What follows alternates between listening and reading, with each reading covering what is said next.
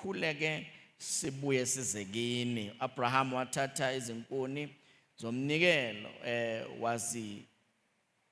ukubuza kushisa wazibeka phezu kuka-Isaka indodana yakhe, wathatha waphatha esandleni sakhe umlilo nomese, bahamba bobabili kanye kanye. U-Isaka wathi ku-Abraham ise, baba, wathi yena, ngilapha ndodana yami.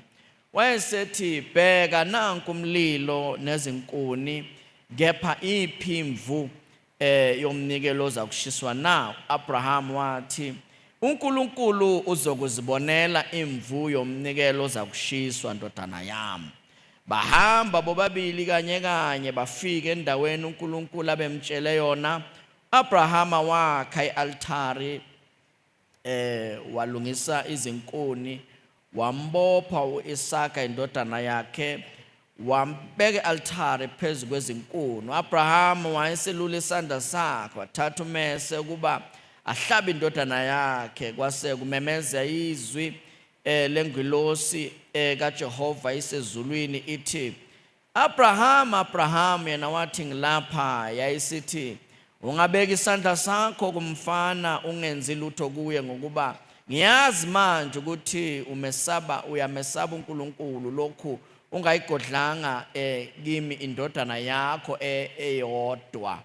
Abraham waphakamisa amehlo akhe, wabona, bheka, ngemuva yinqama ibhajiwe esihlahleni ngezimpondo zayo. Abrahama waya wayithatha inqama, wanikela ngayo umnikelo wokushiswa esikhundleni sendodana yakhe. U-Abraham waqamba igama laleyo ndawo ngokuthi uJehova uyabonelela, njengalokhu kuthiwa nanamhla, entabeni kaJehova kuyabonelelwa. Ingelosi kaJehova yayisimemeza ku-Abraham ngokwesibili ithi, ngizifungile, usho uJehova, ukuthi njengalokhu ukwenzile lokhu, ungagodlanga indodana yakho eyodwa, ngiyakubusisa nokukubusisa, ngandise nokukwandisa inzalo yakho, ibe njengezinkanyezi zezulu nanjengesihlabathi ezisogwini lolwandle. Inzalo yakho inqobe isango lezitha zayo, nangenzalo yakho ziyakubusiswa izizwe zonke zomhlaba, ngokuba ulalele izwi lami. U-Abrahama wayesebuyela ezincekweni zakhe, basuka baya eBersheba. Abrahama wakha eBersheba. Ake sithandaze. Baba, siyakubonga izwi lakho leli sesilifundile manje, siyathandaza ukuthi kusambulele lona, kube yilona loyo. Umvula amehlo kamoya, umvula indlebe kamoya. Nkulunkulu wethu onamandla onke, kungabikho nokodwa kuzophazamisa uNkulunkulu wethu ushunyelwa kwezwi lakho. Sikhulekele inhliziyo ezikhona kule ndawo nezindlebe ezikhona, ukuthi izwi lakho lingene ngendlebe liyofika enhliziyweni, lenze umsebenzi ophelele. Egameni lenkosi uJesu, imimoya yonke siyayichitha, imimoya yobumnyama, egameni lenkosi uJesu. Akukhona kodwa okuvele esitheni okuyophumelela. Siyabonga ke Baba, phakama ke kule ndawo, sinciphe thina egameni lenkosi yethu Jesu, amen. Right, bazalwane, la esifunda khona ke last week siqala indaba la ebesikade ke sikhuluma khona ngama-test ka-Abraham. So u-Abraham uNkulunkulu wamfaka esikolweni. Bazalwane, uNkulunkulu wafaka u-Abraham kuphi?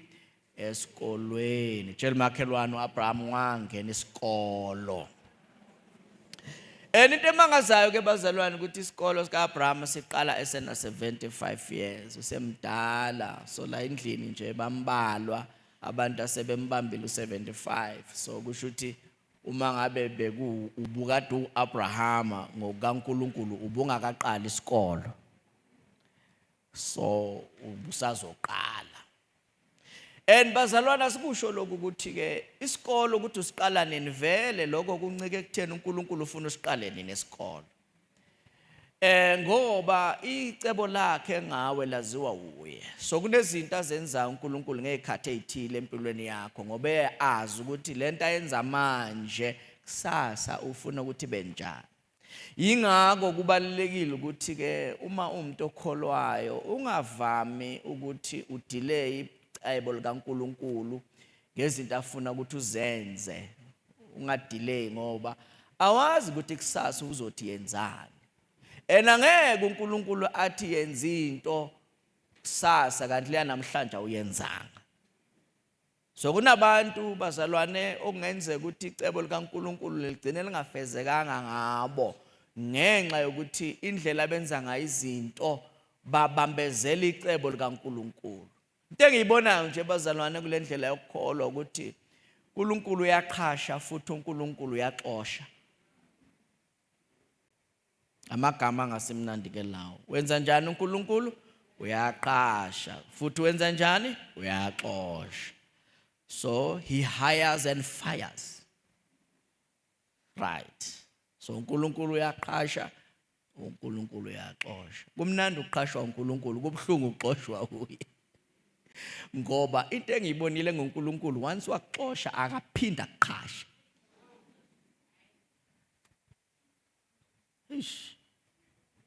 Awezwa amagama abuhlungu kanjani? Uma uNkulunkulu ekuxosha wenza njani? Akaphinda kuqhasha. Uma ngaba ungikholwa, hamba ubheke uAdam.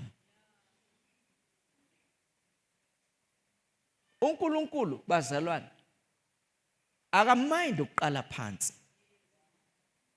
Angithi uNkulunkulu. So akumhluphi. Usuku olodwa kwelu njenge 1000 years. So even when you think God is late, he's not late, he's always on time ngoba isikhathi sizwa ngaye. So akamind ukuqala phansi uNkulunkulu. That's why uma ethatha umuntu embeke ensimini yase-Eden, Eden was God's company. Ni right? Ngempela ni right wabuza makhelwane right makhe. Ngiyambuza uthi right ngempela. Ngidawuthi ukusmile kancane sekubona ukuthi right smile kancane. Smile kancane. Yeah. Right. So i-Eden icompany kaNkulunkulu. So uNkulunkulu watshala insimbi yase-Eden. Wayeseqasha imanager yayo Adam. Uthiwa wamthatha wambeka ensimini. Uma embeka ensimini uNkulunkulu wayesekhuluma naye. Wamnikeza i-job description. Wathi ke uNkulunkulu work it and keep it. Job description. Sebenza lensimbi uyigcine. Uyandise ngikunika yona incane ngifuna igcwala umhlaba wonke. Work it and keep it. Mayeqeda uNkulunkulu wamnikeza isalary yakhe ukuthi uzohola kanjani. Wathi you can eat anything. Isalary le. Angazi noma uyayizwa na. Nisasekhona ngempela. Yeah, uamen ungangincintshe njalo. Yeah, uamen ungancintshe. Ngeke akuphelele uamen. The more umkhipha uNkulunkulu uzokunika amandla kunokuthi usho umuntu. The more uthi amen, uamen uzophinda umthole. Yeah. So uAdam bazalwane uNkulunkulu uyamnikeza isalary yakhe uthi you can eat and umholo loyo. So you work it, you keep it, you can eat anything. Job description, salary, bese amnikeza ama bylaws of the company. uNkulunkulu wathi in the center of the garden there is a tree. One tree. That one you don't eat. Wawutlwa mthwa mudim. Usikajani thwewu. Lezi zinye ungazidla the way uthanda uyekela le one le. Adam wathembeka ke waqhubeka ke waqala wasebenza futhi wenza nje umsebenzi wakhe kahle Adam usebenza in the process of working the garden lithi iBhayibheli uNkulunkulu wambuka. Mambheka uNkulunkulu wayesethi it is not good that man should be alone. Where?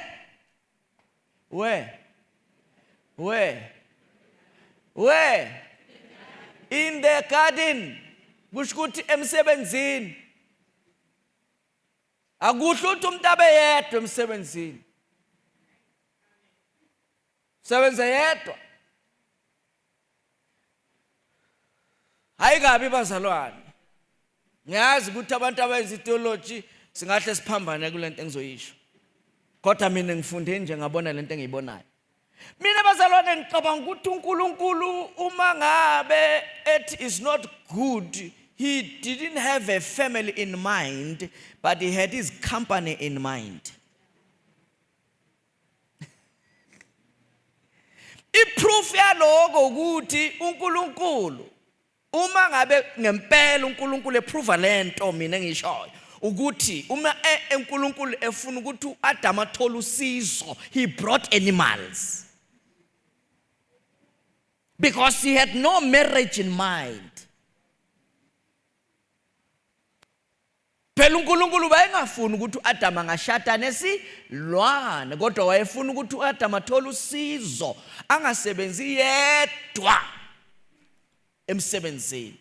Kube nezinto ezimncedayo. So uNkulunkulu waletha izilwane ukuthi uAdam azinika amagama, kubonakala ukuthi ayikho inisilwane angasiqhasha. Lisasekhona ela ekampanini kaNkulunkulu. Phela bazalwane lento thina si discover manje. That's why manje bazalwane amakhampani cishe wonke akhona amakhampani. Kukhona izinto eziba usizo ezenza umsebenzi uhambe lula. Enakusibantu kuphela. Nithi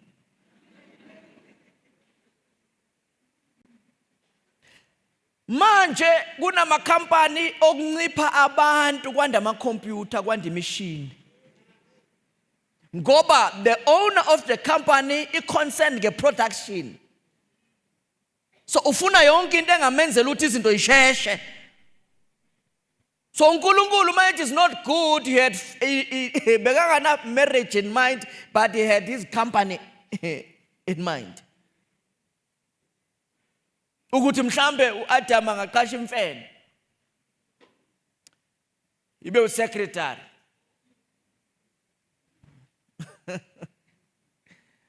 or inkukhu ibe umashanyela.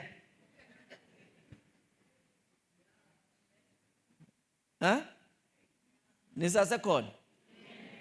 Ngoba abantu bayidiscover late indaba ukuthi inkomo ingakwazi ukuthi uyidonsise igeje kulimele.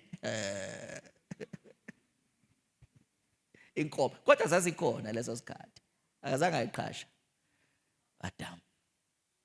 So zadlula zonke ilwane. Mase idlulile ilwane zonke, lithi iBhayibheli there was no helper found. Uyayibo? Kusho ukuthi ngamanye amazwi uNkulunkulu makaletha izilwane waye nomqondo ukuthi uAdam since kunguyena imanager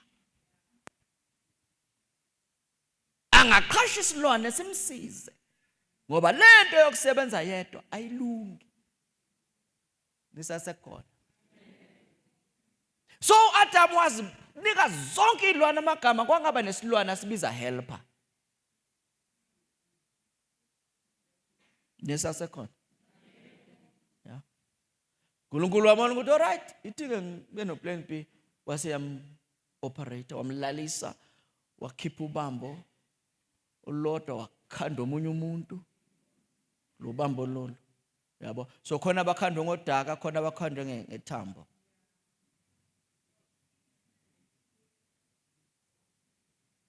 Khona bodaka, khona abathambo. Abathambo nenyama.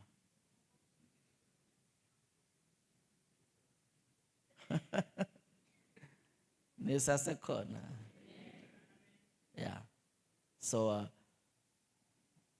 operator wakhipha wakhanda umuntu.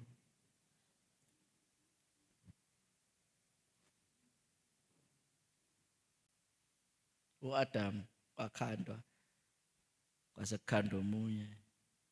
Abantu abafani, khona laba khona laba.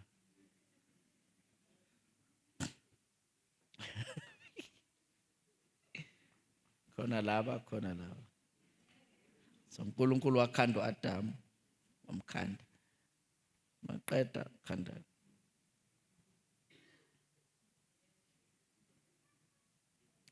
Waqeda ukukhanda lona ke uNkulunkulu wamthatha futhi wambamba ngesandla lo. uNkulunkulu wathatha lo ngoba nalo umthathile.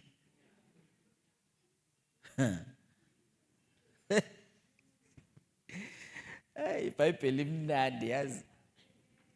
iBhayibheli limnandi, tshela umakhelwane limnandi iBhayibheli. Isho kanjalo ukuthi limnandi iBhayibheli, limnandi, iBhayibheli limnandi. uAdam bazalwane, insimu, uNkulunkulu wakhanda insimu, uAdam akakhandelwanga ensimini. So wathatha waletha ensimini. So uNkulunkulu wamthatha wambeka ensimini. Right. So umekhanda owesifazane akamkhandeli ngaphandle kwensimu, ukhandela phakathi ensimini. Ngoba uAdam ulayiswa phakathi ensimini, wamkhanda uNkulunkulu khanda mayeqeda useyathatha lo aqeda kumkhanda, umletha hayi ensimini ngoba uphakathi, umletha kulo. So uAdam walethwa ensimini, owesifazane walethwa kuAdam. Ngoba nezilwane zalethwa kuAdam. So nalo ulethwa kuAdam. Okay, lona ke akakhandwanga njengale izilwane lezi. Lo ukhandwe ngawe. Kodwa akatshelwa. Khisha material kuwe. So uyamletha uNkulunkulu. Yabo, uletha lo umletha kulo. So uma uma efika lo yaphaphama ngoba kade elela akabonanga ukuthi kwenziweni kuye. Noma evuka akanama pain, akanama scars, akuna operation ebonakalayo ngoba uNkulunkulu uyena owayemkhandile. So uma emvula ekhipha uyavala kuyabona nje.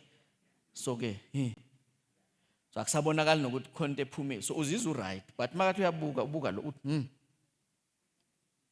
imfene ngiyibonile kodwa hayi ayisinje.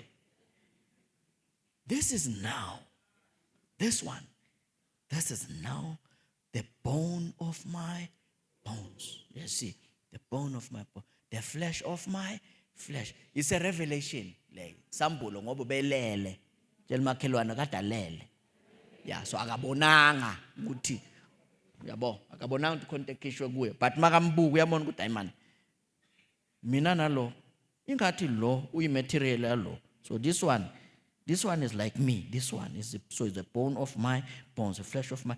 Bese athi I will call her. She shall be called. Yabo. Bese athi she shall be called woman. Kusho Adam. Still akathi helper. Angazi ukuthi uyayizwa lento na. Phela uNkulunkulu mayeqala yonke le project uthe uNkulunkulu, it's not good that the man should be alone. I will make him a suitable helper. So kusho ukuthi helper will be known by identity. Somebody will have to identify and call, asho ukuthi this one now is a helper. So Adam akafiki lapho. Still umbiza ngelinye igama. No wonder inyoka yakwazi ukukhuluma naye. Ngoba usendaweni yomsebenzi kodwa akasebenzi.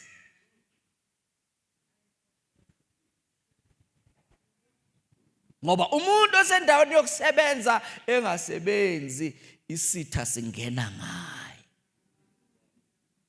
Nomuntu osebandleni kodwa ongenzi intando kaNkulunkulu esebandleni, uSathane uma engena ungena ngaye. Nisasekhona. Yeah. So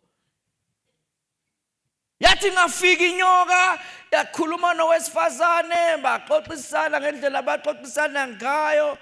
Owesifazane ekugcineni waseyadla. Wadla lesahla waphula ama-bylaws. Mayeqeda wanikeza uAdam naye wadla. Uma sedlile lithi iBhayibheli, their eyes were opened. Then they realized that they were naked. Uyazi mntana kaNkulunkulu kuba sentandweni kaNkulunkulu kukhona izinto uNkulunkulu akufihlela zona ngawe ungazazi noma zikhona. Ngithi uma usentandweni kaNkulunkulu awuzizwa ushoda noma kunezinto onganazo. Ukuba sentandweni kaNkulunkulu kukwenza uzizwe uphelele. iproof yokuthi we are short ebukhoneni benkosi ukuthi uhlala unevoid. Khona izinto lokuzama ukufida ufida wenzelane ngoba kunendawana enesikhala kodwa uNkulunkulu egcwele kuwe ispace asikho. Kuthiwa amehlo abavule kusho ukuthi babevele bengagqokile kodwa bebangaboni kodwa babevele bengagqokanga kodwa babengaboni. Nansi indaba engiya kuyo. Wathi uNkulunkulu eseqedile ukudila nalento abayenzile. Fika kuAdam, wenzeni? Hayi, yilo wesifazane onginike yena. Akathi ngidlile, uthi yilo wesifazane onginike yena. uNkulunkulu yakule sifazane, "Ye wena, wenzeni?" Uthi, "Hayi, ile nyoka uyifaka ensimini." Ngaba sikho la kuba inyoka uyifakanga. Yabona umuntu akafuna ukuthatha iresponsibility. Bese athi uNkulunkulu, "All right, ake ngiqale ngawe nyoka. Wena suka namhlanje impilo yakho yonke uhamba ngesisu." Kusho ukuthi inyoka abazalwane mayiza kuEva yayiwalka nje. Yeza nje ihamba ngenyawo ezimbili afika ethi, "Hey, hello Eva. But kunjani? Hayi ngiyaphila man. Oh yeah, hey. Hey, kuphethe njani ukuhlala ensimini?" "Hayi kumnandi yazi." Angitshele, uNkulunkulu vele ushilo vele. Inyoka yayihamba ngenyawo zothu. uNkulunkulu wathi awusana nyawo from today. Hamba ngesisu. Yingakho abantu abathanda inyoka bayamangaza. Ngoba le nto la nje uyibuka nje uyayibona ukuthi hayi man, this thing is cursed. Uke wayibona pho into nje.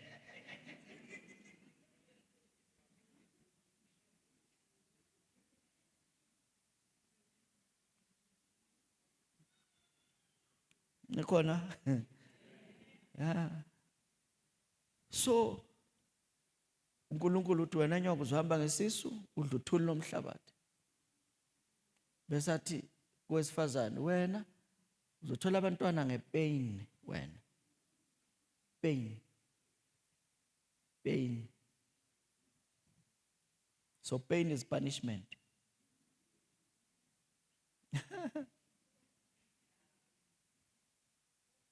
Kusho ukuthi lesikhathi uNkulunkulu ethi, "Be fruitful and multiply, fill the earth and subdue, have dominion." I-pain was not there. Yabo. So abomama bebezoba nje bengathi competition. Kuyashesha. So ushaye bangaka ayiseba u5. Hayi mina ngiyaqhubeka ntombi. Senyaku10 athi hayi ngiyeza nami ngifuna ukubamba nje 15 or 20. Because akuna pain.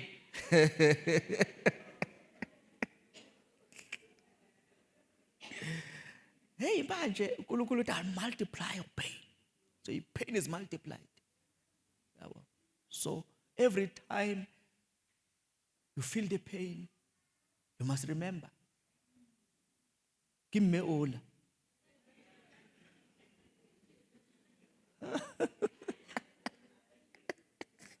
Mkhunwa.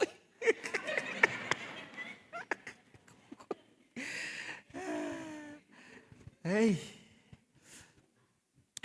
Ngathi wasilaya gogo. Yo, yebo. Bese athi uNkulunkulu ke, wena Adam, ngoba ngitshela wena usenzi lento engikutshela yona. Usulalela umuntu okuthola ensimini.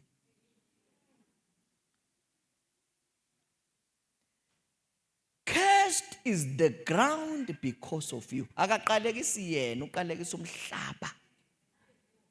Yebazalwane. Umhlaba unezindlebe. Umhlaba. Uthi uNkulunkulu, cursed is the ground because of you. Uthi kusuke namhlanje kuyaphambili wena uyodla ujulukile. Yabona lo mjuluko esiwukhiphayo kintatula. Yiloya baba. Ngoba before umhlaba uqalekiswa, umhlaba bawuthi to respond. Namhlanje umhlaba ukuvezela ameva. noma utshala into right kuvela nento ezi-wrong utshale right. Ube nomsebenzi wokukhipha ukhula ongalitshalanga lukulindile nje ukuthi utshala into right bese kuvela into wrong. Kodwa before uAdam wayenganasidingo sokukhipha ukhula ngoba umhlaba kade uresponda kahle. Manje umhlaba lento engisho ngayibona nakwakho la uhlala khona. Ekhaya la uhlala khona. Uzobona ukuthi noma ungahamba uyothenga lo butshani lobo obuhle lobo obutshalwayo. Upapa makuvela obunye phakathi kwalobo. Ukubuka ukuthi yini manje le? Ukuthatha isikhathi ukukhiphe lobo ngoba kuyahlangahlangana. Umhlaba ukutshale kungampili. Umhlaba uke utshale ungavuni. Ngoba umhlaba watshelwa lento. Yini into engenza ukuthi umhlaba ukutreat better ukwazana noJesu? Ngoba imvelo iyamlalela yena. Uma wena ungazani noJesu, imvelo ayinandaba nawe. Ngoba nayibona wena ibona uAdam.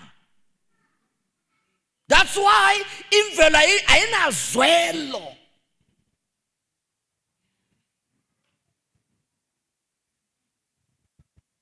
Imvelo ayinandaba ukuthi ufundile. Ngafunda ube graduate ube namabhande. Imvelo nangabe nje kuwe izwa ukuthi ungawuthola umsebenzi, imvelo ithule tu. Ufake ngapha nangapha ama-CV kuthuleke nje ngoba imvelo. Ingakho umuntu ongamfuni uJesu ungawuhawukelwa. Ngoba yonke into ozoyithola emhlabeni uyojuluka. Khona izinto bazalwane esithi nasihamba sinoJesu uthola umjuluko wethu awulingani nowalaba abangana Jesu. Ngoba thina imvelo iyaresponda. Nikhona bazalwane. Imvelo yenza njani? Tshela makhelwane thatha uJesu. Mtshele thatha Jesu. Ngoba uma uJesu engekho imvelo ayinandaba nawe. Imvelo ayinandaba nawe kangaka ukuthi ngisho uSathane uqobo uzenzela ukuthanda kwakhe ngawe. Akaceli permission kumuntu uvela ingenele nje azenzela umathanda. Yingakho baningi abantu abasokolayo. Obonayo nje ukuthi la Sathane nje umsebenzi yakhe le namademon akhe asebenza kulo muntu lo, asebenza kule family le. Bangaqeda athi kubo ninesinyama. Bathi bayabuza ukuthi sosikhipha ngani bathi ngembuzi. Leso sikhathi imali ngisho yokuthenga impuphu ayikho kodwa fanele bazama imali yembuzi ukukhipha isinyama. Into engimangazayo bazalwane uJesu siza kuye free of charge. Kodwa umuntu uyekela ukwamukela uJesu ayofuna imbuzi. Funa indlela enzima kanti khona indlela elula.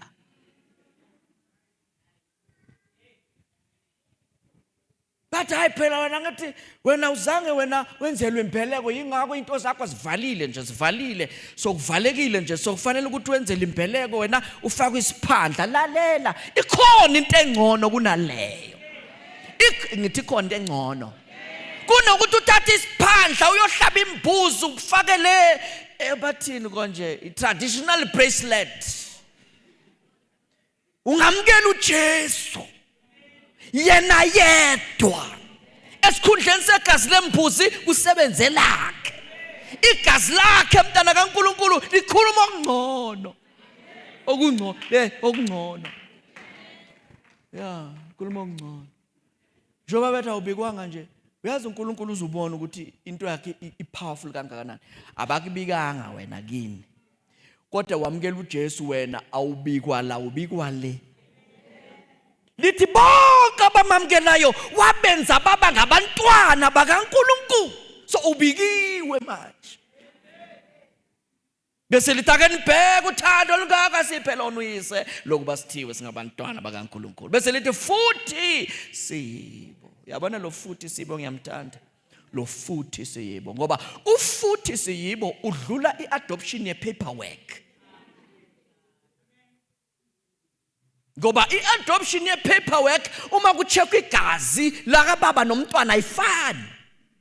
Kodwa njengoba sekuthiwa futhi siyibo kusho ukuthi ngisho ungasichecka ku DNA iyavuma. Nikhona abazalwane. Wamukela uJesu. So uNkulunkulu wathi kuAdam, wena mhlaba manje ukuvezela ameva. Uyodla ujulukile. Mayeqeda uNkulunkulu wathi phuma la engadini. Baba keep. So he was fired. Hawu ngikhuluma yonke lento engaka nje bengifuna ukuzoprovela ukuthi uNkulunkulu uyaxoshana. Kuthiwa wabaxosha uNkulunkulu uma eqeda wabeka isecurity yasezulwini egate. Security yakho ayingaphathanga AK. Yayiphethe inkembe evutha umlilo lokho iphenduphenduka ithi. Phenduphenduka ithi. So noma Adam makathi uyabo wathi ngizothi ngiphuma ngapha izoshaya ikhanda ishonise ana. Itsheliwe kuthiwa akungene umuntu la engadini. Mayeqeda uNkulunkulu wayithutha ingadi. Wayivala. uNkulunkulu wavala ikhampani wayivala ngevala le khampani. Kemudimo.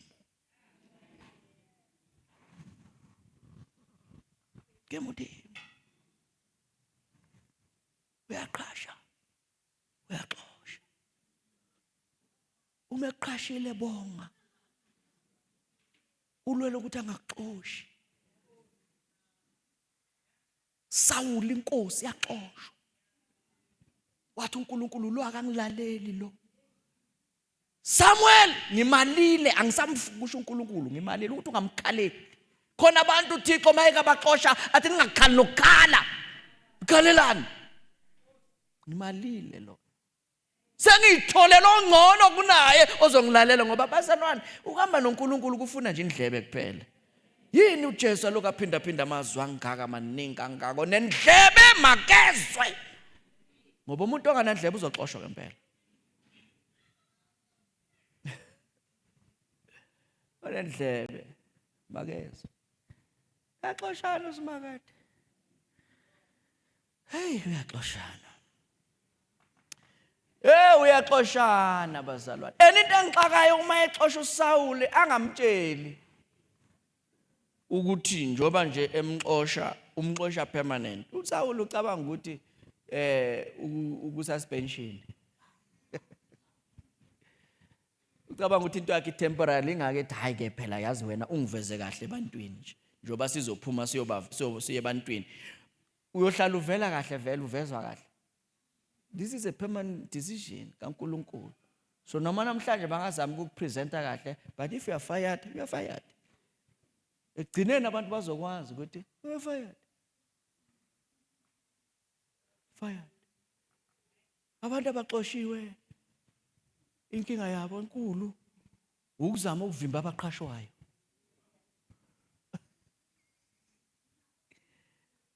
Umona abazalwane ijealous. Iyabathanda abantu abaxoshiwe. Ngoba uma uNkulunkulu exosha uyaqhasha. Impilo yakhe yonke uSawuli usebenzela nje ukuzama ukuvimba uDavide. Buza ukuthi wake wakhona yini ukumvimba. Ngoba oqhashwa uNkulunkulu akavimbeki. Cha bengisho nje oqhashwa uSimakade akavimbeki. Noma ngabe bangavela bazama ukuvimba ngapha na uqhashwa uNkulunkulu into yakhe ayivimbeki. Ngathi ngakubiza ngegama ngithi uphunyuka. Igama lakho ngoba uyohlala uphunyuka nje mzalwane wami. Uyohlala uphunyuka nje uphume kuvaliwe ungene uphume uthi uDavide noma ngihamba esigodini sethunzi lokufa idanger ila uthi I fear no evil for you are with me. Nakafakaza uDavide athi there's only one step between me and death. One step kodwa kungibambi. one step. Kusho uthi David, I just need to be very sensitive to what God is saying, ngoba uma ngingaba delayed ngestep esisodwa ukufa ngizongibamba. Uma esusa istep ukufa kuyanyathela. Makasusa istep ukufa kuyanyathela. So umuntu ohamba noNkulunkulu ukufa kuyenzeka kube la. Kodwa kuyahluleka umbamba. Yini kuhluleka kumba ukhasho usimakade. uNkulunkulu bazalwane ulethe ingilosi zakhe zidile nawe. Zikugade wherever you go. Kuthiwa zikade unyawo lwakho lingasheleli. Ungaqhuzuki. Ingilosi zigadile. Kunendawo othi na ufika khona uyibuza ukuthi ngidlule njani la. Udlulile ngoba uqinisa inyathelo zakho. Neindawo kunama records ukuthi abantu bafela khona wena ufeli khona. Yini indaba ukhasho usimakade. Awu ngiyakuncenga ngegama lenkosi. Awuyithathe serious lento yokukholwa. Ngiyakuncenga ngempela. Thatha serious ngoba uyodlulela kungadlulwa khona. Uma ngalo, hey, dlula. uDavid bazalwane waliqeda ibanga lakhe uzomselele ulele embedeni usemdala. David ulele manje. Lele uthi hey uNkulunkulu bengifuna ukukwakhela indlu man. Uthi uNkulunkulu hayi izandla zakho ingcolile wena. Uthi all right ke manje ngenze njani dayi uzokwakhelwa umntanakho. Usemdala. Ya sekagodola nje hleli kushisa godola. Mara akasiyekele godola ke kodwa ke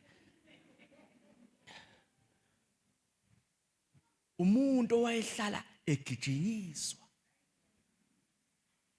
Bengizomemezela ngegama lenkosi uJesu. Ngeke ubaleke forever. Abagijimisayo kuyofika la bephelela khona. Ngoba into kaNkulunkulu ifanele yenzeke ngempilo yakho. Icebo lakhe ngawe lifanele lifezeke. Kunganandaba ukuthi ubani uthini, icebo lakhe ngawe lifanele lifezeke. Into ebalekile mntana kaNkulunkulu indlebe. Ukuze ungaxoshwa. Indlebe yakho hlala uyivulile. Kuze uNkulunkulu akhuluma akuhlebele izinto. Akuhlebele izinto uNkulunkulu. So sikhuluma ngendaba ke sibusiso la, yama test kaAbraham. Last week siqala indaba la sibheka itest yokuqala ngoba na uhamba noNkulunkulu uzotestwa.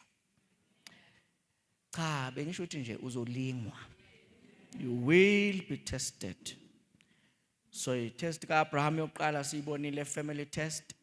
Uma ethi uNkulunkulu uphuma ezweni lakini ehlotsheni endlini kayihlo ezweni engizokubonisa lona. So angisazi ubuyele emuva lapho ngiyacela ukuthi uzikhumbuze mhlawumbe noma ubuyele lalela le ndaba kade sikhuluma ngayo. Wayiphasa itest yokuphuma noma wadelaya. Mhlawumbe singathi wayifaila kokuqala uNkulunkulu wambekezelela waphinde wayibhala wayiphasa. Leyo test, family test. Ngoba mayiqala ukuphuma uphuma ku chapter 11 kuthiwa waphuma elandela ubaba wakhe ezweni lakubo.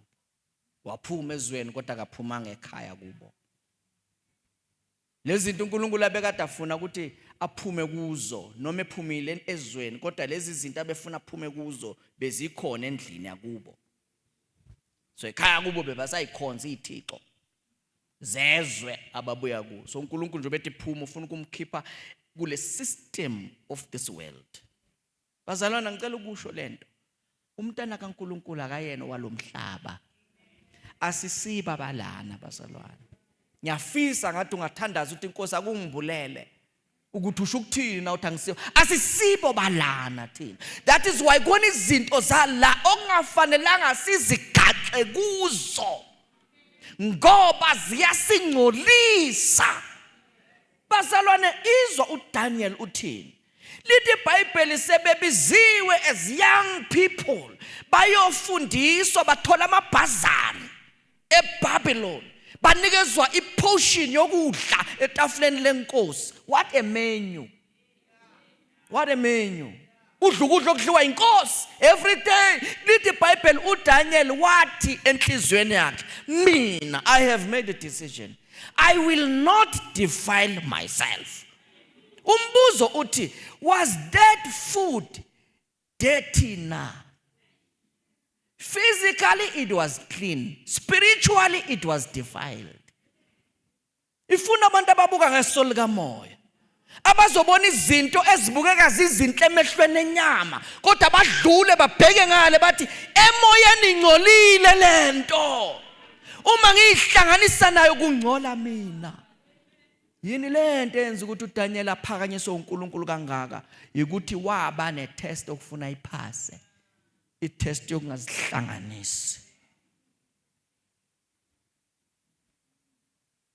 So baningi abantu abafuna ukuphakanyiswa uNkulunkulu, kodwa abakho willing to pay the price. Ngeke uNkulunkulu akuphakamisa ungehli. Ukwehla kusho ukuthi khona izinto ofanele ukuthi I deprive myself. Akekho umuntu ongiphushayo, kodwa lento ikimi iphakathi kwami ukuthi angeke ngibe ingxenye lento. Ngoba nangena la kungcolwa mina. Ene umhlolo bazalwana abantu bangakuncoma. Bakuncoma ungcolile. Bakushayela izandla ngoba lento yile bayijwayele. Ngesikhathi uthi angizuzihlanganisa, abantu bathi hayi ingathi uyalahleka, kanti awulahleki, wena uyazigcina. Ngesikhathi uyigcina uNkulunkulu uthi I can trust you wena. Now I can hire you. Ngakusebenzisa endaweni eziphakeme ngoba ukwazile ukwehla. Wathi I deprive myself. So Daniel akekho umuntu wayesesemuntu omusha, akekho umuntu wathi kuye yekela lokho yakudla lokho. Bazalwane, uma ngabe besikhona lapha siyobheka izibilibocu, into ebedliwa lapha yana,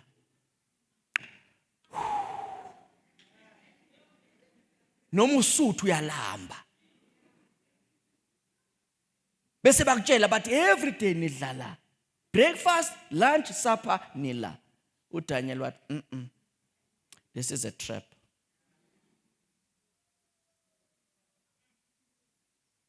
NgingumHebheru mina, ngidli lento le ngoba lento ama-chef walapha ayalishaya ibhodo, kodwa before kuyophekwa lento idlule ezithixweni zabo. So ngeke ngizingcolise. Ifuna umuntu wesolo likamoya.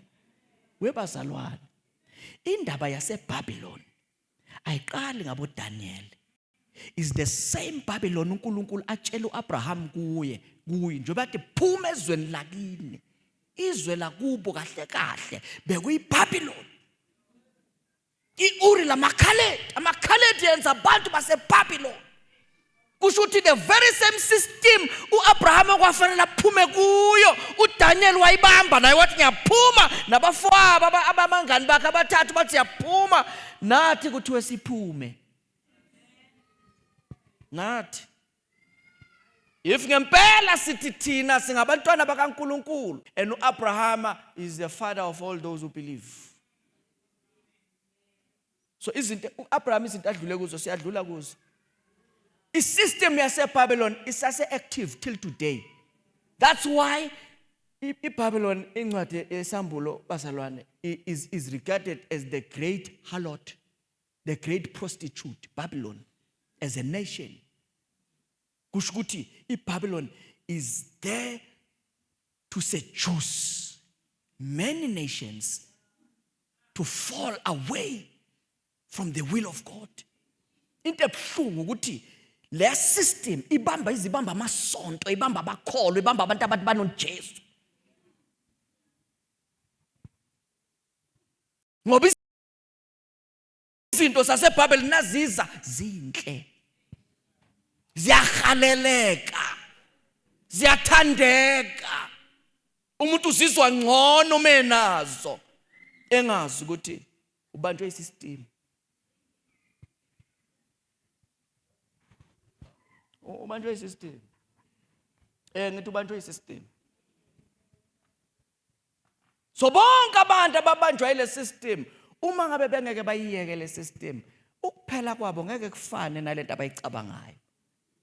Ngoba the by God.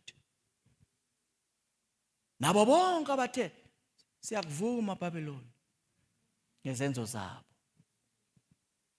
bavuma ukwenza izinto ezi-introduced from that system. Yes. Ngelinye ilanga sizoyikhuluma lezi zinto bazalwane, ngoba ziningi.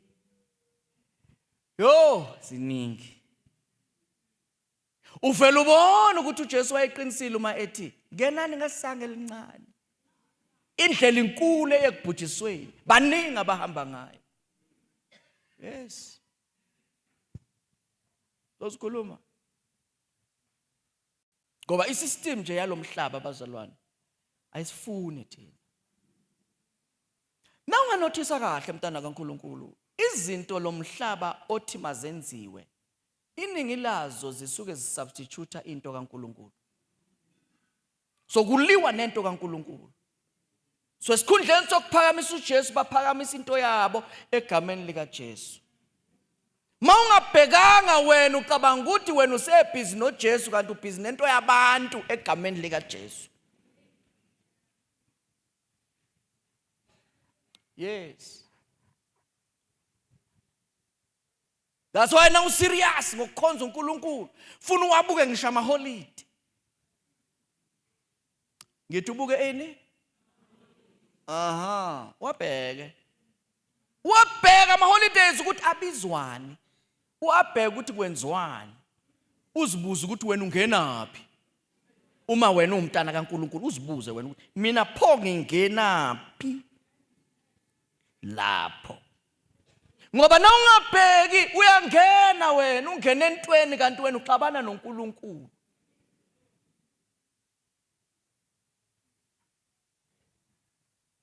Next week bathi reconciliation eSouth Africa.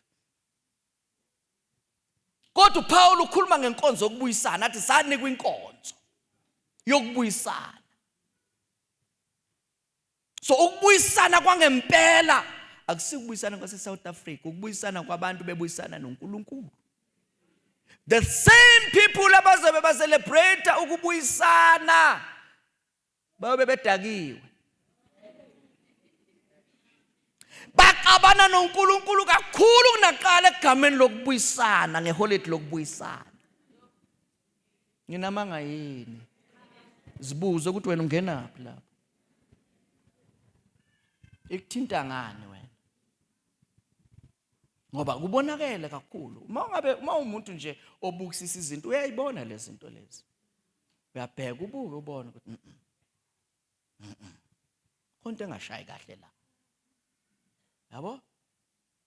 Sane kwinkonzo yokubuyisana.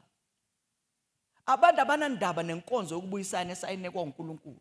Banendaba neholide lokubuyisana. Yilona engathi lenza sense kubo ukudlula lento eshiwo uNkulunkulu nga same concept ye reconciliation. Ni right? Yamuzwa umunye enhlizweni uthi awu kodwa Nkosi yami sesiyawuphephela laphi ke manje ngoba ngathi seziningi lezi zinto. Cha, uthi uJesu ngesango elincane. Uma ngabe lesango lincane then fanele sikwazi ukubona ukuthi lincane ngempela. Le freedom wena othi unayo ayisinga lendlela oyicabanga ngayo. Our freedom is in Christ. It's not a freedom yet democracy. No. Ngoba i-democracy izale u-lawlessness. Umntana khona njengamanje ukhulile abantu abazi bamenzeni. Umntana ozalwe i-democracy. Namhlanje ukhulile. Abanikazi be-democracy sebayakhala manje bathi manje asazi ukuthi senzeni sixakwe yi-teenage pregnancy. Bakhalelani ngoba yibe abashaya umthetho. Bathi umntana ona 12 une freedom. Unama rights.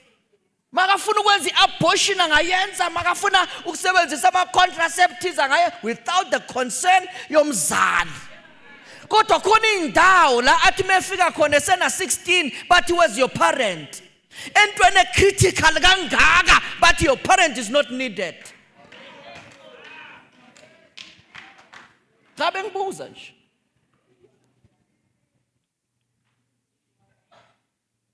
So ekhaya uthola kunomntwana onomntwana athe nomntwana umntana akhe aphinda benomntwana. So umntwana 30 ugogo as we speak. Una 30 kwasayena usadinga usizo. Una 30 unomntana ona 15 umntana akho na 15 unomntwana ona 2. Yini le? Umntana democracy.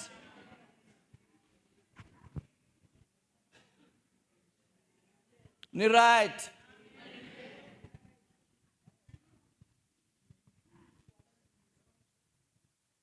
Isimanga sento ukuthi umntwana ona 12 ukuthi une depression.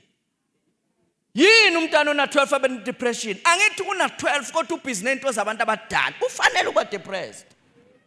Ngoba indaba yakhe bekufanele nje ibhekane nesikolo, homework, school work, clean endlini. Dlula umbhede wakho. Hlonipha uyihlononyoko. Zoba right. Kodwa uhamba uyayigaxa intweni ezikude naye. Namhlanje baxakekile abanikazi.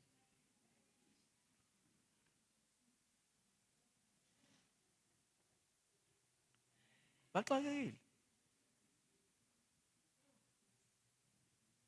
Lento engiyishoyo uyayazi ikona. Mhlambe nawe uphakathi kwayo. Sikhuluma nje. Uxakekile nawe, uxakekile ula ugogo uxake ukuthi manje unomntana. So wena una 60. Umntana wakho una 45. Umntana una 45 wakho unomntana una 30. Umntana lo na 30 wakho unomntana wakhe naye ona 15. Lo na 15 naye unomntana. So wena usuna 6 generations awukafiki na ku age ka Abraham wena. At the age of 75 he's still trusting God for a firstborn. Ene bonke bondliwa igrant yakho. Yakho igrant ngoba ngesikhathi bekufanele usebenze ususwazi bathi umntana akashaya.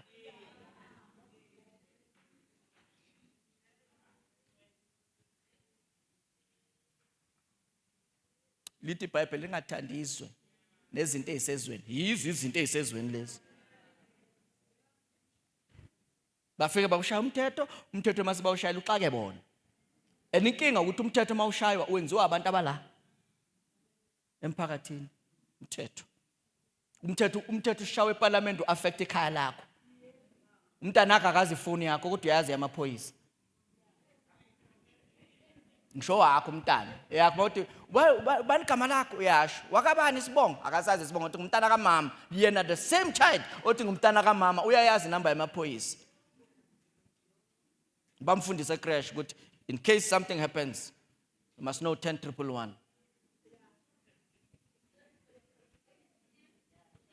Amanga yini?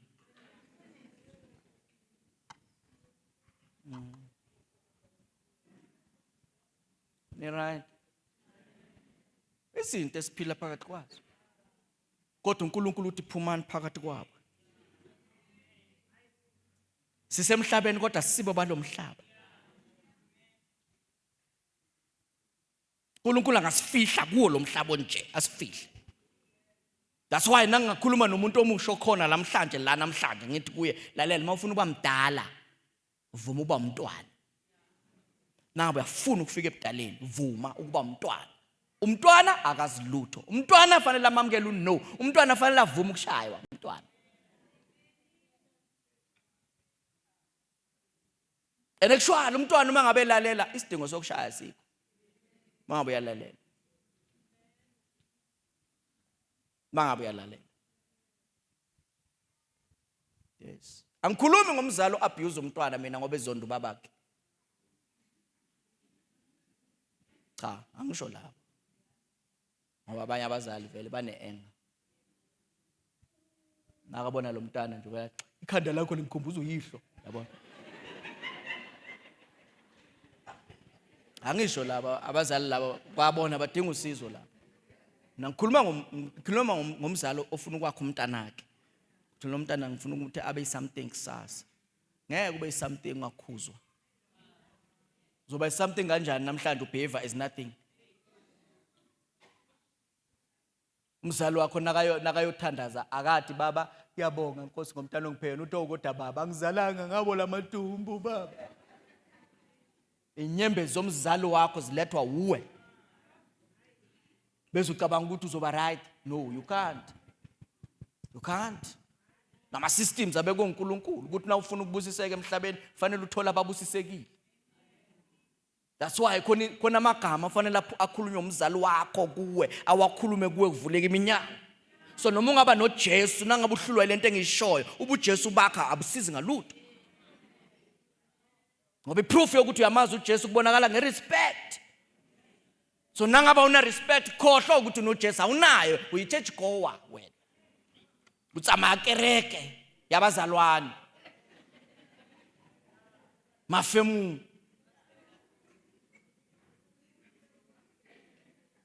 Angisho basho njalo. Nami ngihamba lapha esonteleni ngaselana mafemini. Yeah, awunayo uJesu ngoba na uJesu udila nesimilo sakho. Umzali ufanele abuze mntanami kwenze njani, ushintshile ezikulamalanga. Phela bengaye ukukhuza mina ngihlala ngikhuza every day namhlanje awusakhuza ukunixi angazi kwenze njani mntanami. Kanti lo Jesu ongene kuwe. Lo Jesu ongene kuwe ukutshela ukuthi hamba ugezizitsha manje hamba gezizitsha manje. Lo Jesu ongene kuyakutshela athi thelela umama itiye. Usukele kumbuze mama ngakwenzela itiye athe umntanami ngathi ufunda inhliziyo yami kanti uzwe uJesu ekhuluma phakathi kwakho umoya kaNkulunkulu athi menzele itiye ke manje mzali wakho. Ibusisa ilandwa ngento ezinkulu zilandwa ngento ezincane kodwa zihambe nawe ibange lide. Yeah. Wena usemseni wena uNkulunkulu kusizile wasindiswa manje uyasebenza. Yeah. Ngalokuthi hey papa geld. Bathi no bathi black tax. Oh black tax. Black tax lalela. Umsebenzi ungaba khona umsebenzi ungaphela. Blessing ngeke iphele. Tana kaNkulunkulu. So mawungathembeka ukuthi lo mzali wakho ulethe ismile kuye. Njoba so uyasebenza ulethe ismile kuye. Khona izinto ayithi makayithandaza athi Nkosi. uNkulunkulu uyamuzwa. Hey mntana kaNkulunkulu kunabantu la emhlabeni ongeke uthembele emithandazweni yabo. Kodwa umthandazo ovela emntwini okuthandayo. Umuntu othi Nkosi yami baba susa ihlazo lami ngalomntwana ngoba umzali wakho uhlekiwe all these years ewevuka nawe evuka nawe namhlanje wena esikhundleni sokuthi ngabe ihlazo lakhe liyasuka wena uyalieda. Lafika uthola abantwana ubashiye nogogo uhambe wena uyodla imali yakho le uhlala ema-town housing. Ubabhalise igrant kanti uyasebenza wena.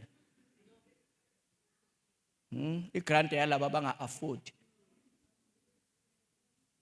Wena uyasebenza. So mntana kufunani ku grant? That's why ugovernment azonitshela ukuthi labantwana nibakhulise kanjani ngoba uyabondla. Une right ukunitshela ukuthi nibakhulise kanjani ngoba badla nje yi government. So imali yakhe nama terms and conditions.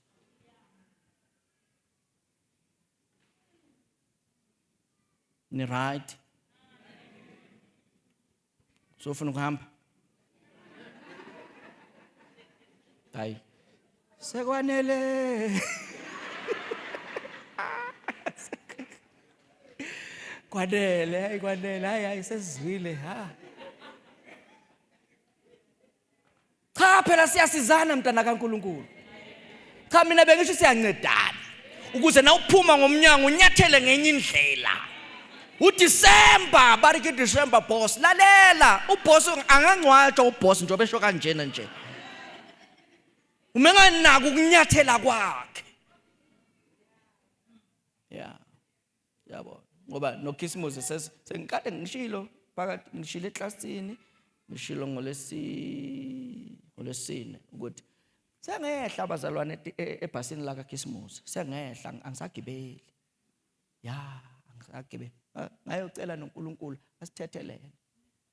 Ya, ngoba kunengoma esasiyithanda khona unyaka ngangithi ngizimisele kabi ngifuna ukuthi ngithole lesiqoko esibomvu ngisithwale ngize naso la enkonzweni ngifake nale overall ebomvu ngangiserious kabi ngihamba ngayibheka le overall ngifuna ukuyifaka bese ke ngize namasweet ke labo yawu Father Christmas kanti my eyes were blind. Yeah, I was blinded. Amehla amavulekile. Khumbula ngisemncane makuzi Christmas kuthiwa siphume sibuka ilanga. Besiphuma silibuka ilanga. Silibone ukuthi hayi ngempela namhlanje hayi uKhisimusi. Ilanga sibuka ilanga. Mntana kaNkulunkulu bakhona babuya lapha. Bakhona babuya lapha. Sibuka ilanga. Bese kudlala ingoma ke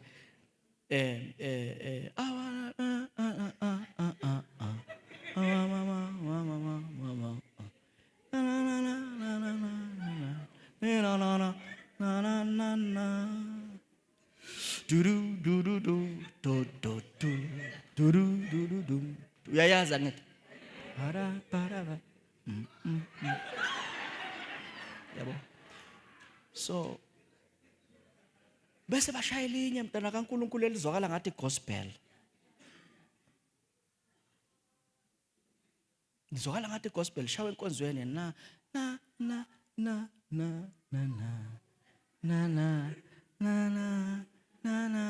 uyalazi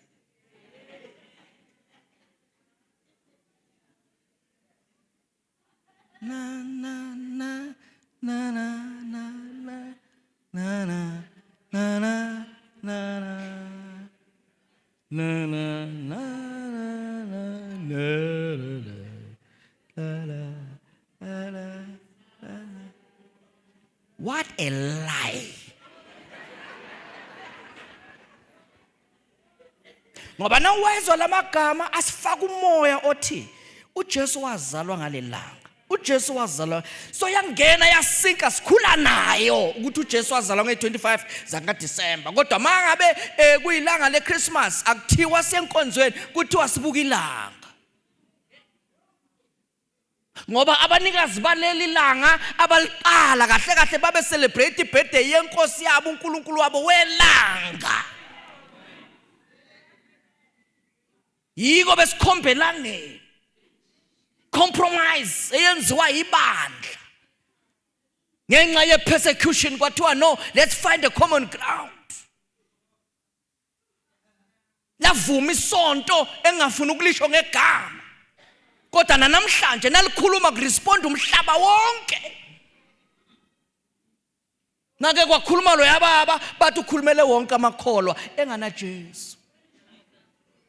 Wavuma wathi hayi asingene nathi si celebrate ukuzalwa kwenkosi yethu uJesu ngaleli langa la ngaKhisimusi. So abantu babhizi ke kuyehlwa kuyenyukwa kuthengelwana ama gift yonke into bazalwane. Into engixakayo mina ukuthi uJesu yena othe sibe abantu abaphanayo kodwa abantu abaphana unyaka wonke bastinji. Umuntu khane bonisa ukuthi ungathi uyaphana ngoba sekuzalolu usuku engqondweni yakhe ucabanga ukuthi wenzela uNkulunkulu. Akenzela uNkulunkulu, khonza lesa sithixo nehlile. Nangabe usadlula qhubeka. Qhubeka ngeke ngikuhlisa ngenkani phela. Zobe ngekho ngithi nala uhlala khona. Ngoba omunye njoba ngisho nje usho ngenhliziyo uthi awusixolele ke shem thina sesikoleke nokukoleka.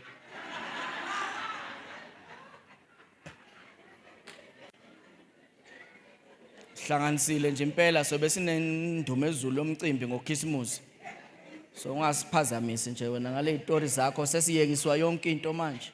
cha ayikho inkinga mina ngidiyekela ngoba ngeke nguvimbe kodwa ngiyakutshela ukuthi uma ucabanga ukuthi ujabulisa uJesu you are fooling yourself.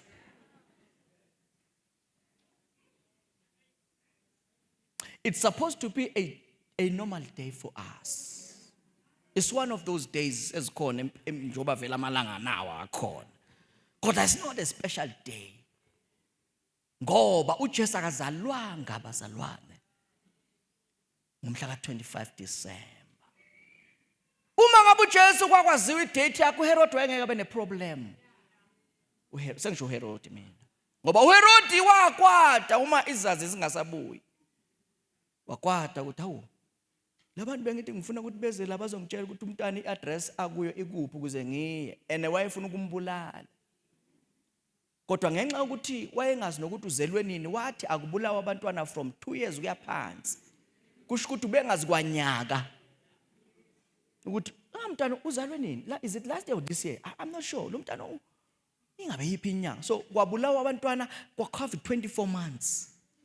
Ezama ukuba safe. Ukuthi ngiyazi ukuthi kule 2 years na kanjani lo mntana ngizomthola somewhere. So nobody knows the date yokuzalwa kwenkosi.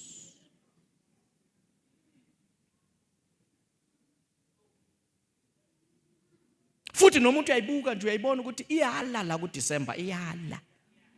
Ayiyala mntana kaNkulunkulu iyala. Ngitshela makhelwane iyala ivuma. Ya noma sithi ayizama yazi khona into othi noma umuntu ayizama ukuyiphusha uyizama uyibona ukuthi ayayingeni lento le ngoba why iBhayibheli lifuna ukusichazela ukuthi uJesu waqala ministry yakhe he was 30 years. When he started preaching he was 30 years. Kusho iBhayibheli bese lithi washumayela for 3.5 years, which means umaka isiphambanweni was 33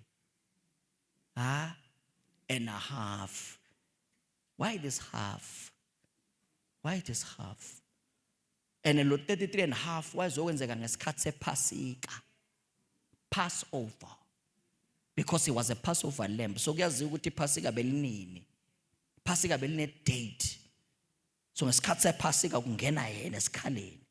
So if you can count 6 months before, awuyi ku December, uyaku somewhere October no September October. uJesu abengeke azalwe ngoDecember. Abengamana azalwe around September October uJesu. Nikhona. Tshela makhelwane na ufuna ukuqhubeka qhubeka. Tshela nje, mawufuna ukuqhubeka qhubeka. Ayikho inkinga. Qhubeka nje mntana kaNkulunkulu uzenzele into zakho ngoChristmas wakho, uthenga labantwana. Bagqokise nawe, whatever. It's up to you. Kodwa mina bengisho ukuthi sengehlile. Hayi sengehlile bazalwane. Ngoba ngiyabona ukuthi umusa kaNkulunkulu. Uthi icilongo lingakhali.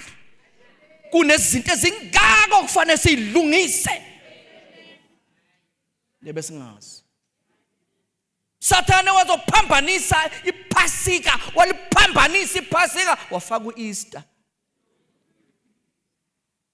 Namhlanje abantu ba celebrate Easter, say Easter conference. Good Friday.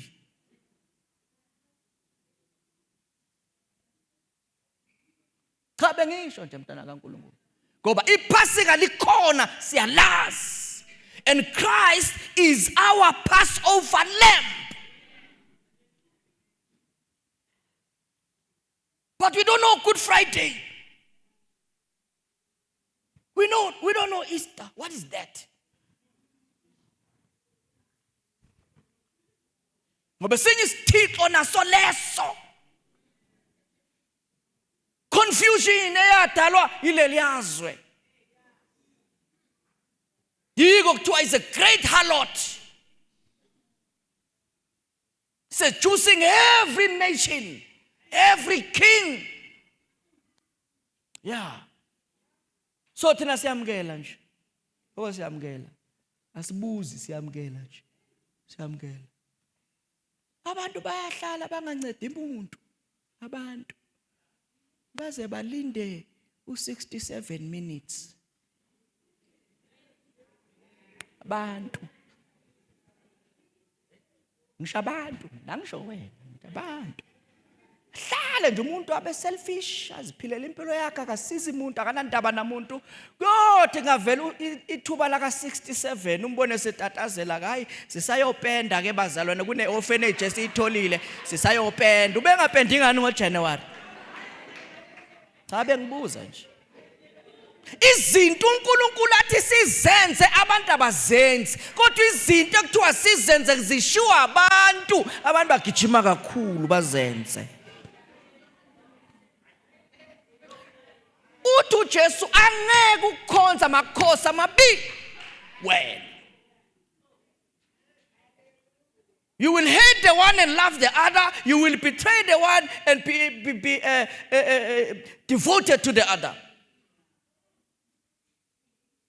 So it's either ulalela uJesu or ulalela lelizwe leli.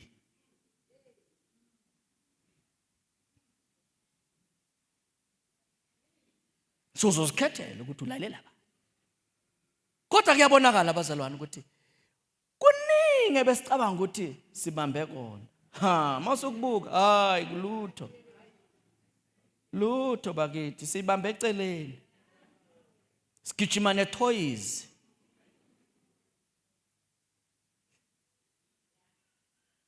Unceliswa idemi ibele likhona. Ligcwele ubisi kodwa uncela idemi. Ya. Umuntu akathembeki ekukhonzeni uNkulunkulu every Sunday. Hayi. Akathembeki. I-load shedding ihamba imbamba. Kuyacima, kuyakhanya. Kuyacima, kuyakhanya. Kuyacangisho wena ngisho umuntu cima. Bese ngelinye ilanga athi lo muntu, "Hawu, ngeke yini sibe nenkonzo ye-heritage?" Hawu. Ngeke yini sibe nenkonzo yokunqamula unyaka? Hawu. Ufuna leyo. Uyeka le yokuthi wena every week you fight to be in church because God said. But ufuna le.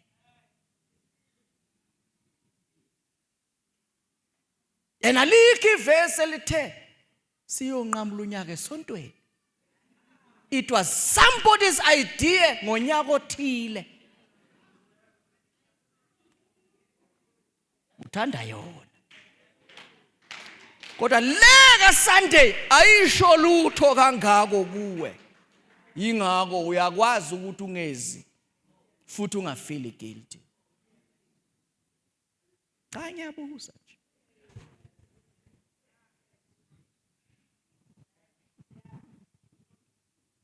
Cha bengibuza nje. Ayakuliwa mntana kaNkulunkulu cha. Angelwe nawe bengibuza nje. Ngoba khona leli langa bathi Freedom Day. Bathi Freedom Day. Thina sazi freedom sayithola kuKristu. Kodwa kuthiwa kune freedom day. Ngoba uNkulunkulu uthe emisa into yakhe abantu bamise yabo.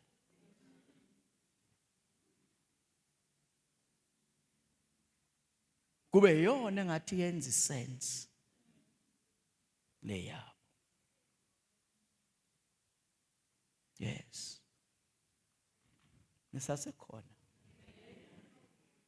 Nikhona ngempela.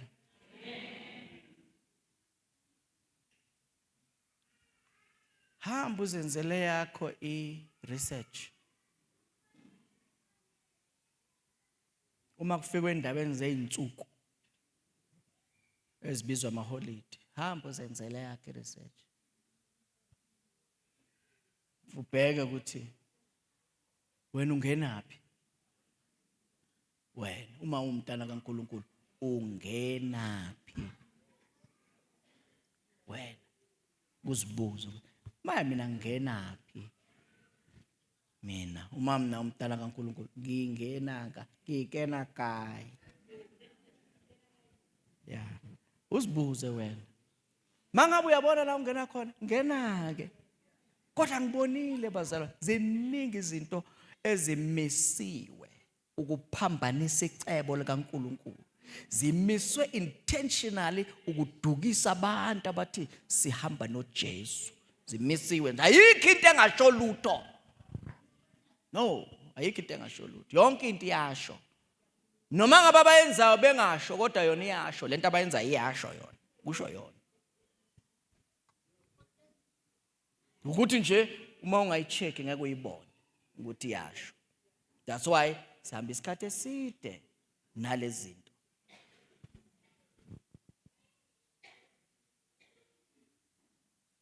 celebrate heritage la eSouth Africa uma be celebrate heritage baye emathuneni ngoba bayazizwa ukuthi mhlabe iqala lento babenzani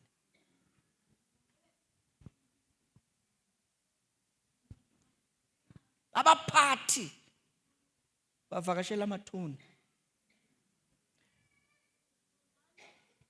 ayikho into engisho bazalwane ubheke kahle nje nakufike lelo langa ubheke nje TV on the news iyona ndaba enkulu ukuthi abathile baye endaweni ethile emathuneni abathile baye endaweni ethile emathuneni abathile baye endaweni ethile emathuneni nawe ubusy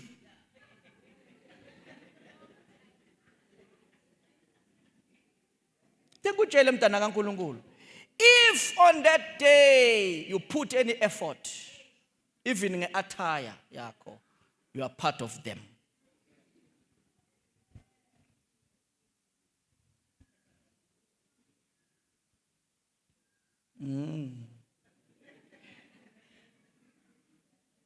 umonye uthi vala mfundisi vala inkonzo vala hayi si celebrate heritage so ne-attire iyasho umbuzo uthi ungowalelizwe na noma ungowale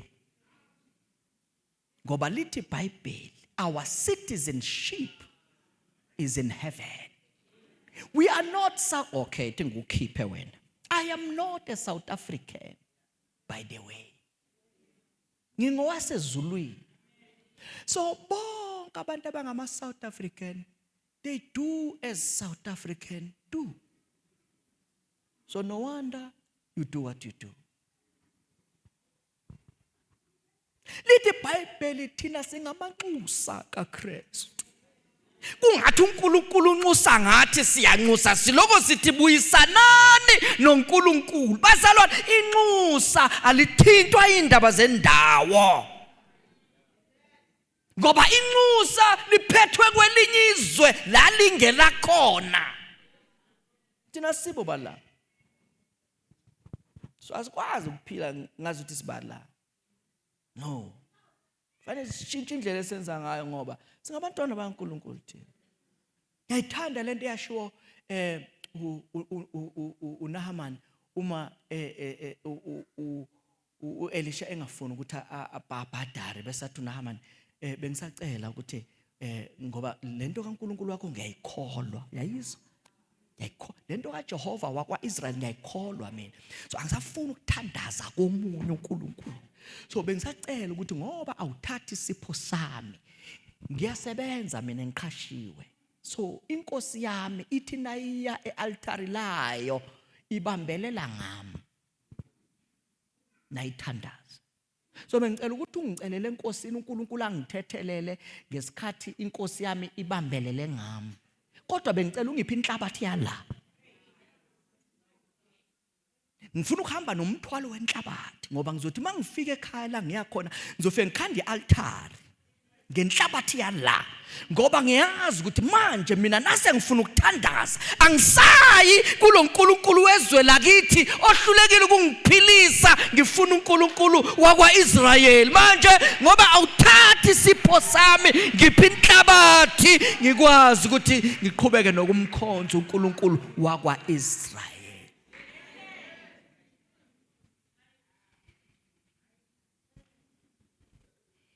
Angazi ukuwe mntana kaNkulunkulu. The choice is yours. Yeah. The choice is yours. Abantu mabezwe izwi lenkosi, abanye balamkela, abalijabulela, abanye bayakwata bahambe, abanye baqina nje wathi hayi. Ayikho inkinga kodwa. Uma inkosi esasiphila ithuba lokuthi sikhulume sokhuluma, senzeleni? Senzele ukuthi ke mhla uphambi kwenkosi wena ungaviki ngami. Hayi mina mfundisi azange asitshele azange ayikhulume lento, angifuni uvike ngami. Kufanele ukuthi mawufika uzimela ubuzwa ngalezi zinto, angifaki. Ngoba nami ngilwe lami ibanga, nami ngilwe yami indaba. Akekho umuntu engiyovika ngaye. So nawe angifuni ungifake, kufanele ngikutshele. Ngike qhubeka. Yazi bazalwane, lezi zinto zibhlungu ngani. Nansi into engizokutshela yona. Uyabona imoto mntana kaNkulunkulu inamatayera. Amatayera afakwa umoya. And uma imoto izohamba kahle, ibalance kahle yonke into, abantu abanemoto noba abadriver bazovumelana nami. Uma umoya uright ematayereni, imoto ihamba, uyasiyeka i-steering. Ungathwala izandla ekhanda, imoto izihambela, ihambe straight. Hambe straight lento ngoba ibalansile. Ngoba umoya. Right. So asindi, steering asindi. Na ubona umuntu ebambe steering eqinisile, there's something wrong ngemoto yakhe. Yabona nje ubujuluke kangaka nje, there's something wrong. Indlela obambe ngayo. Hayi wena. Ngathi drive i-truck engana power steering. Dana kaNkulunkulu lento esihamba ngayo ine power steering. That's why kunamandla sezulwini. Athu Jesu, you shall receive power when the Holy Spirit has come, and you will be my witnesses. You shall receive power. Indlela obambe ngayo ngathi hayi amandla akho lawa wena. Wena usebenza ngamandla akho lento. Dana kaNkulunkulu yazi kwenzakalani? Uma uzwa imoto seyiqala ngathi yasinde steering, the first thing you do, if you know what is good for you, you check tire pressure. You check the tire pressure because now you are suspecting, even before ungatholi puncture. And the motor check uthola ukuthi hayi bathi khona lehle kancane, uthi angigcwalisele lona bagcwalise. Uphinde uhambe kusasa uthi hayi man, iyizwa lento baphinde bathi lehlile bese uthi wena no, now I conclude there's a problem with the tire. Bese uyabacela uthi ngicela ningicheckele ukuthi alivuzi yini itire. Bese bakucheckele bathi hayi kunembotshana lapha ya. Bese kunalaba ke bazalwane abavala imbobo zamathayi emagarage. Avela bathi hayi uthi kwenze njani, bathi hayi ukuyiphushe kancane izemuva kancane, bese ayangena lo bhuti afake induction yakhe engalikhiphanga ithayi, afake induction yakhe, afake intambo yakhona ifika ivala imbobo, bese athi qhubeka nendlela. Kodwa wa ignore lama signs mntana kaNkulunkulu, one day uzozithola uhamba ngethayi seliphelile ngoba unaka umoya. Khona izinto eziqeda umoya. Ipikiri zendlela lezi ezihlaba amatayira kamoya. You wonder why when you are struggling ekholweni kwakho wena. Yini udonsa nzima kangaka kanti uhlatshiwe.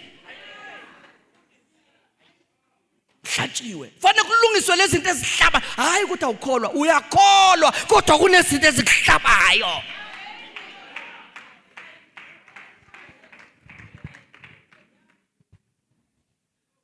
Uyazi umkhuba engeke ngaba nawo bazalwane, umkhuba. Tshela umakhelwane umkhuba. Umkhuba wokuthi ngithi mangibona isipikiri sihlaba ithayi bese ngithi mina hayi ngoba naku umoya ukaphumi angisikhiphe ngiyasiyeka. Umkhuba ke loyo. Ngiyacabanga bakhona abanjengami. Ngoba naku umoya ukaphumi kusho ukuthi lesi sipikiri sivalile sihlabe savala. Kodwa aqedwe ukuthi lihlatshiwe. One day lizongifaka enkingeni endaweni awkward. Ngoba benginethuba lokuyilungisa isikhathi sikhona kodwa mina ngalokho ngithi hayi awuphuma umoya mntana kaNkulunkulu lezi zinto leza meva wendlela ziyayihlaba impilo yokukholo. Ziyayihlaba impilo yokukholo. Lezi zinto lezo ziyayihlaba impilo yokukholo. And if I was lungisa ngoba mina bazalwane I am hungry for the glory of God. La khona yazi inkazimulo kaNkulunkulu bazalwane ifana nefu eliphethe imvula. Khona amafu angasho lutho. Kodwa kunamafu awuthi uma uwabona uzwe isimell. Uzwe imvula inuka uvele ubone ukuthi yabona la ngiyayithula iwashing. Ngiyawavala amafastera la. Yonke into ngiyaqoqa ngaphandle ngoba akudlalwa manje. Khona into ezayo. Inkazimulo kaNkulunkulu ifana nefu eliphethe imvula abazalwane. For too long sihamba nefu raise ama hopes. Uphathi umbrella, uphathi raincoat kungenzeki lutho. Yini indaba? There's a punch.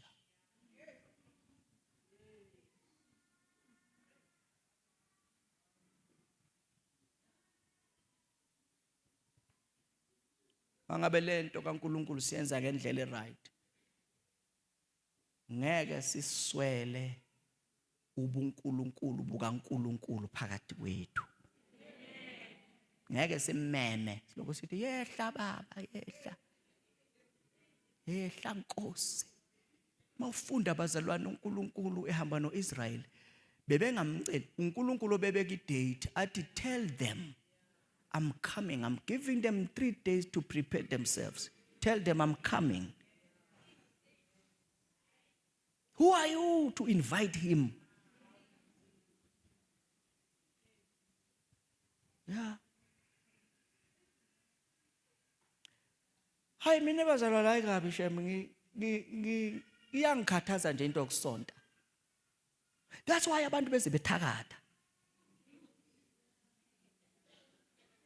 Ngoba bayawafuna amandla kaNkulunkulu kodwa abalungisa amaphanja. Khona izinto ezintshontsha inkazimulo kaNkulunkulu, ziyayitshontsha, zintshontsha inkazimulo, zintshontsha ukugcobolo kaNkulunkulu, zintshontsha ubuNkulunkulu. Kodwa abantu bahamba nazo.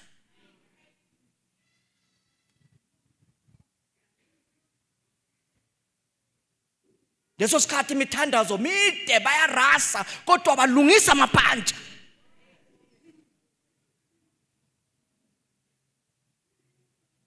Kunama prayer warrior. Kodwa kwenzeka lutho. Yini ungenzeka lutho? Prayer warrior yona yebo kodwa phanja. Labahlotshiswanga ngobungcwele.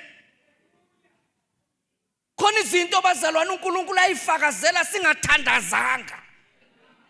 Ayifakazele ngepresence yakhe uyizwe ukuthi hayi lena yasezulwini le ayikhandwanga lento le.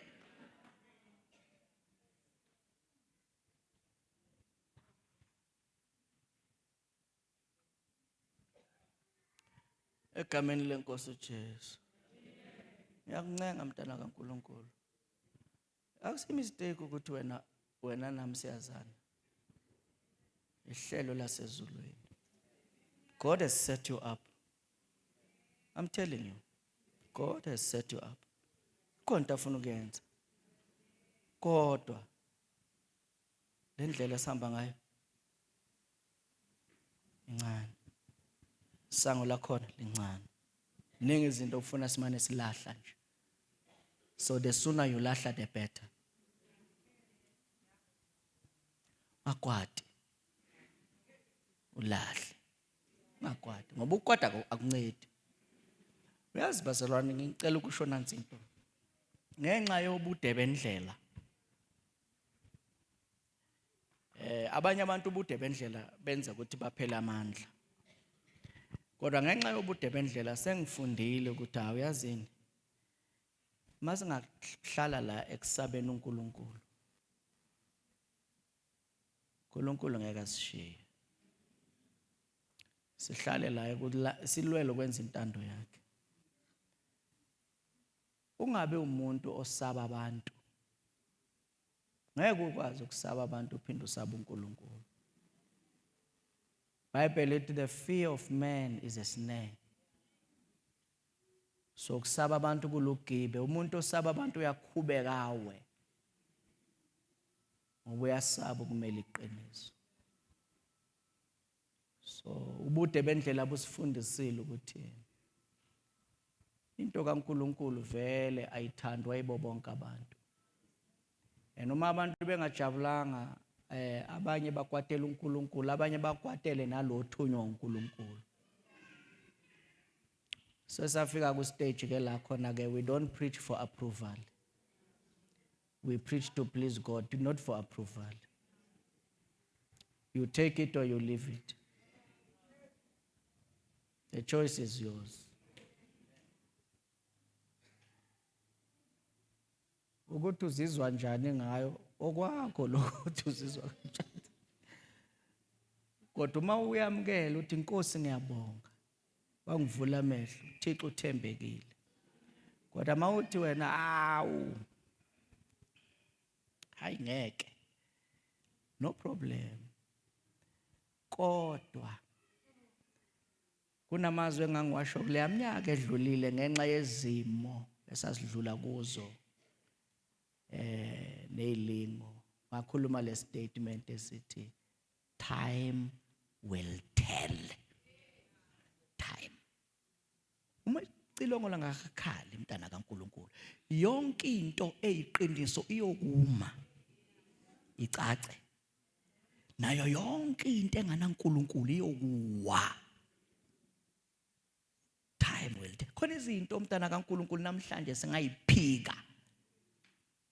Give it time. Give it time. Khona izinto esingathi namhlanje ayikho lento. Give it time. Time will tell. Time will tell. So akungihluphi nakancane. Ngoba ngibonile ukuthi uNkulunkulu uyayimela into yakhe. Yalimela izwi lakhe. Yalivikela icebo lakhe. Yeah, so silwela nje kuma la eqinisweni. So ngiyakuncenga ngegama lenkosi. Zichekele. That's why mina ngiyakhuthaza iba umzalwane oyifundela iBhayibheli. Ungalindi mina. Bomzalwane othandazayo. Ungalindi ukuthandaza enkonzweni. Kuyakusiza. Yabo uzichekele kahle uyifundele. Kuyakusiza lokho. Kwakho impilo yakho kamoya ngoba awukwazi ukudepend ebantwini. Namhla bekukhohlisa ngeke ubone. So nale ngiyishoyo, go and verify. Le ngisho mawuthanda ungayizilela, uzile uthandaza uthi baba akungambulele ngicela ukungitshele nje ngala maholiday baba. Angifuni mina ukulahla into baba kanti ivela kuwe umcele simakade wena. Ngiyakhulula. You are free. Do your own studies. Check. Kodwa yabonakala. Ziningi izinto sitha esizifakile ukuphazamisa icebo likaNkulunkulu kubantwana bakaNkulunkulu. So abantwana bakaNkulunkulu sebalwela ukufana nezwe lonke kanti asifani. Bazalwane bengisho ukuthi asinjani, asifani. Uyazi ngendlela okunzima ngakhona ukubona umzalwane nomuntu ongakholwa manje, uyazi kunzima. Kunzima. Kahle kahle abanye abantu uma bethi bayakholwa uvela umangala ukuthi awuyakholwa ngempela. Ngoba indlela ngayo ayibonisi ukuthi uyakholwa. Asifani bazalwane. Asikulwele ukungafani. inkazimulo kaNkuluNkulu ngeke yehlela abantu abazingcolisa ngezinto zalelizwe leli. No. Khona izinto uNkulunkulu arede ukuzenza in your personal life. Uvinjwe nini izinto ezihlaba impilo yakho. Ameva ahlaba amenyanisa impilo yakho. But the choice is yours. Gingenwe moye ilizwi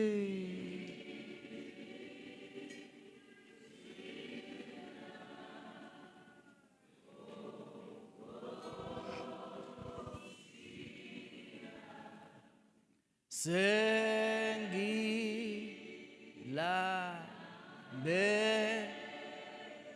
lewe ungena ubuseu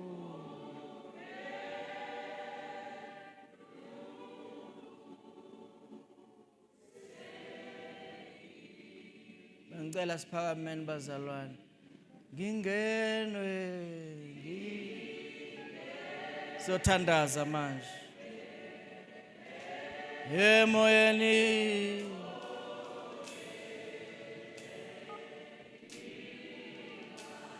ilizwi lakho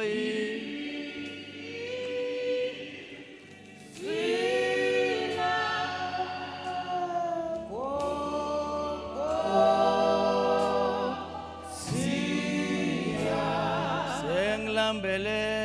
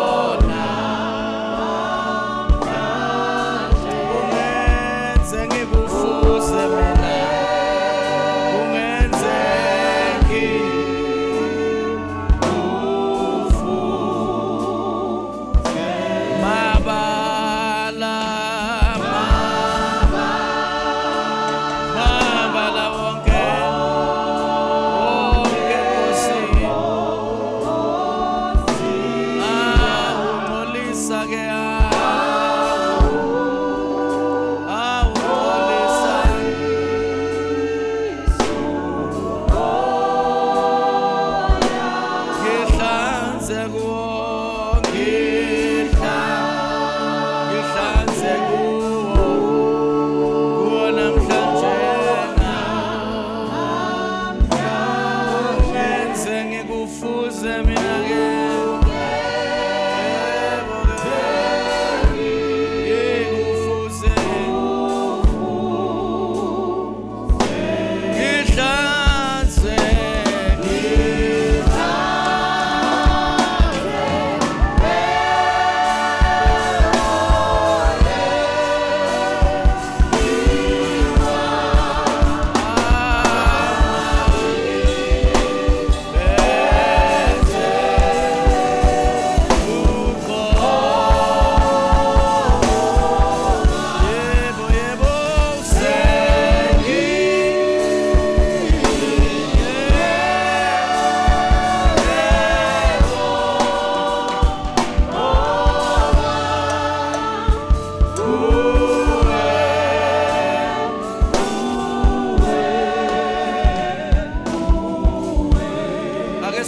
sonke bazalwane baba siyabonga egameni lenkosi yethu Jesu umusa wakho mangalisaka kangaka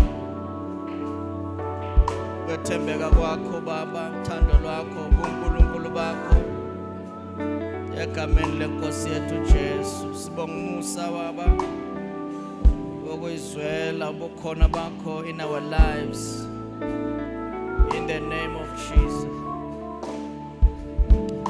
Thembeka kwakho baba thando lwakho liyamangalisa ubuNkulunkulu bakho buyamangaza egameni lenkosi Jesu thembekile wena wedwa phakeme wena wedwa isiphephelo sethu wena uyinqaba yethu wena lidwala lethu wena ngumhlengi wena uNkulunkulu elithizwe lakho baba okungenzeki kubantu bekuyenzeka. In the name of Jesus, akekho njengawe. Siyakubonga, siyakudumisa, siyakubabaza uthembekile.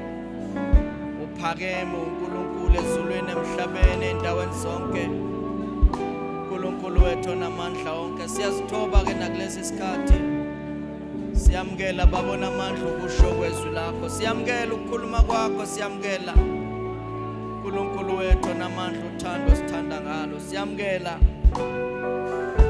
egameni lenkosi Jesu wena wedwa uthembekile wena wedwa phakeme wena wedwa ngumnini mandla onke Lord. You are Alpha, you are Omega, you are the King of Kings, the Lord of Lords. You are the God who is able in the name of Jesus. Nakulolu suku lwanamhlanje amehlo ethu akuwe baba sizo lwethu luvela kuwe wena owenzile izulu nomhlaba awekuvuma nokuba unyawo lwethu lushelele ungumlondolozi wempilo zethu baba uNkulunkulu elithizwe lakho. Mighty God, what is impossible with man, it is possible with our God. In the name of Jesus, usizizwe lakho baba enhlizweni yalona loyo egameni lenkosi yethu Jesu malithele izithelo 30-fold, 60-fold, 100-fold. In the name of Jesus, akakho njengawe. Dumo lonke liyakufanela baba. Dumo lonke lungolwakho, dumo lonke luza kuwe. Egameni lenkosi Jesu wena wedwa uthembekile. Busiseke baba ibandla lakho, busisa abangcwele bakho. Siveze uthembekile empilweni zabo. Egameni lenkosi yethu Jesu akakho njengawe uNkulunkulu wethu onamandla onke. We thank you Lord, we worship you. Thank you Jesus.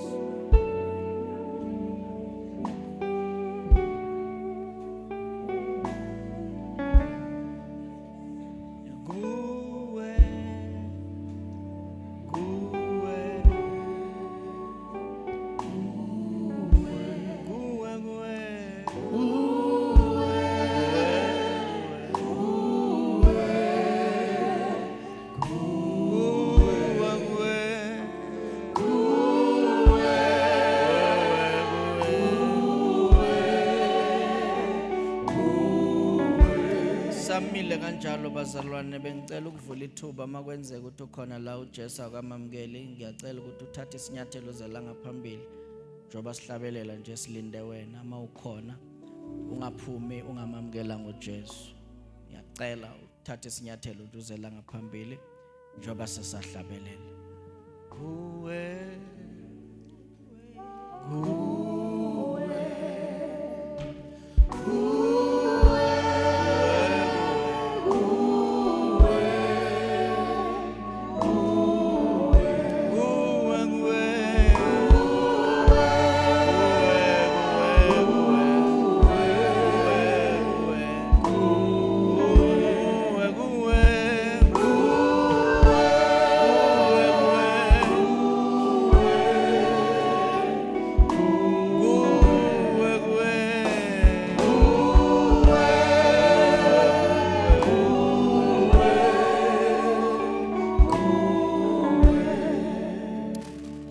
umakhelwane ukuthi ubusumamkelile vele uJesu. Mbuze nje umakhelwane ukuthi umamkelile vele uJesu. Uma ngaba ngakamamkeli umphelezele nje. Umtshele ukuthi nansi inhlanhla kuDisemba. Umphelezele umlethe ngaphambili. Akekho umuntu okufanele aphile engana Jesu. Ibhadi elikhulu lelo ukuphila ungana Jesu emhlabeni. So namhlanje uthola inhlanhla. Buza umakhelwane nje mbuze bengicela ukuthi ubuze umakhelwane nje. Angiboni kukhona ubuzo omunye bazalwane bengicela ukuthi ubuze nginibona ngathi akekho obuzayo. Ngicela ubuze ungabi nomuntu ongabuzwanga. Buza umakhelwane ukuthi uyafuna yini ukwamukela uJesu bosomamkelile yini uJesu. Mangabe athaka kamamukeli uthi hayi ngicela ukukhapha umphelezele khona ongakabuzwa yazi bazalwane. Ngiyabonga mfowethu. Thank you so much. Thank you so much. Thank you so much. Thank you so much. Khona umunye ofuna uthi nami ngifuna ukusala sondela nawe sizothandaza. Sondela sizothandaza.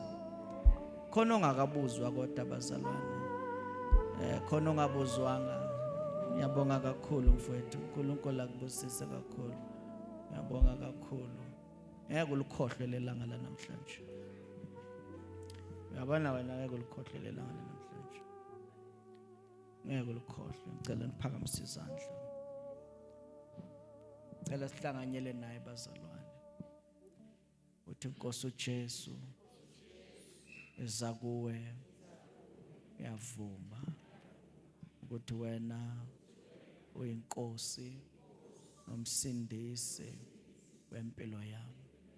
Namhlanje yazinikela kuwe thethelele zonke izono zami. Ihlanze impilo yami. Ngiyayivula inhliziyo yami. Ngena Nkosi uJesu ungisindise ungigcwalise ngamandla kaMoya oNgcwele. Phile kulomhlaba inobudlelwane nawe. Bhala igama lami encwadini yokuphila ukusuka namhlanje ngowakho insuku zonke zokuphila kwami.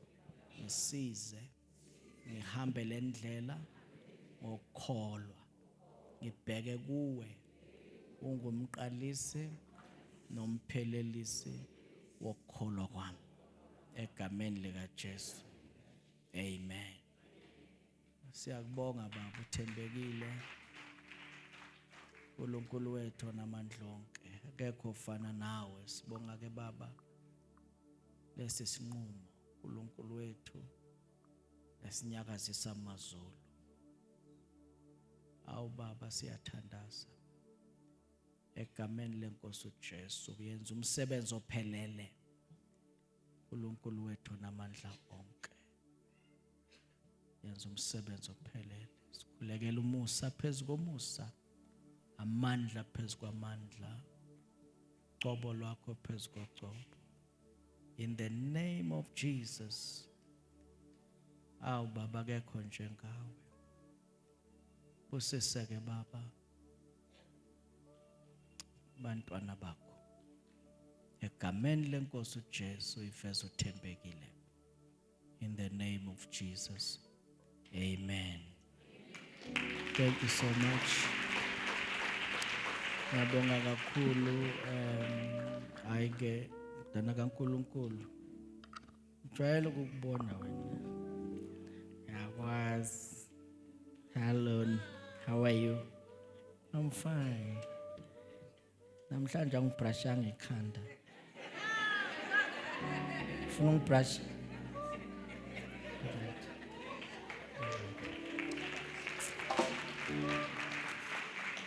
Hallelujah. Mzalwane wami, uNkulunkulu ngibusisile. Sesiyaphuma ke bazalwane. Cela inceka kaNkulunkulu azosibongela umfundisi. Ngijima sesiyahlukana ngolosibili bazalwane siyathandaza.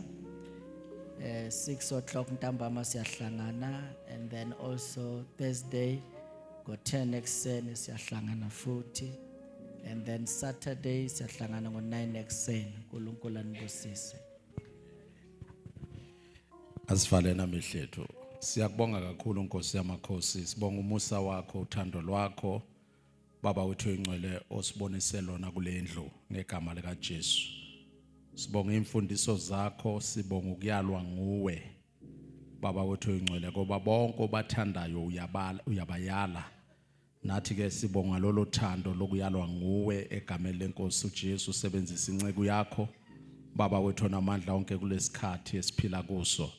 Sibonga isipho siphe sona ngaye Nkosi yamakhosi egameni lika Jesu. Siyathandaza ukuba uphinde umgcwalise ngamandla nangezambulo Nkosi yamakhosi egameni lika Jesu, ukuze izwi lakho lithola indawo enhlizweni lethu, limile libe imbewu Nkosi yamakhosi ezothela izithelo, ukuze egcineni kosuku ubudumiseke wena njengoNkulunkulu. Naba abantwana bakho besaphuma Nkosi siyathandaza, sibongwazi ukuthi endleleni sivikelekile ngegama lenkosi yethu Jesu Kristu. Baba wethu namandla onke, musa wenkosi yethu Jesu Kristu nothando lukaNkulunkulu nobudlelwano bukaMoya oNgcwele mabube nathi sonke manje kuze kube phakade. Amen. Baba ngiyabonga kakhulu. Bonga mina Bishop. Bonga. Hello. All right. Yes.